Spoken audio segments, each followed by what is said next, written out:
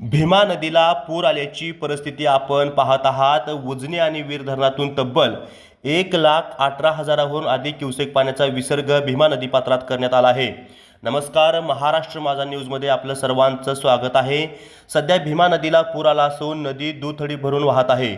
घाटमाथ्यावर झालेल्या मुसळधार पावसामुळे धरणातून मोठ्या प्रमाणात पाणी सोडले जात आहे। 1 ऑगस्ट 2026 रोजी सकाळी 6 वाजेपर्यंतच्या अधिकृत आकडेवारीनुसार उजनी धरणातील उपयुक्त पाणीसाठा 95.39% असून धरणात 88,430 क्युसेक पाण्याची आवक सुरू आहे। या पार्श्वभूमीवर उजनी धरणातून 71,600 क्युसेक पाण्याचा विसर्ग भीमा नदी पात्रात केला जात आहे। दरम्यान वीर धरणातूनही 46,871 क्युसेक पाण्याचा विसर्ग सुरू असल्याने भीमा नदीतील पाण्याचा प्रवाह आणखी वाढला आहे। उजनी आणि वीर या दोन्ही धरणांमधून मिळून तब्बल 1,18,471 क्युसेक पाणी नदीपात्रात सोडले जात आहे।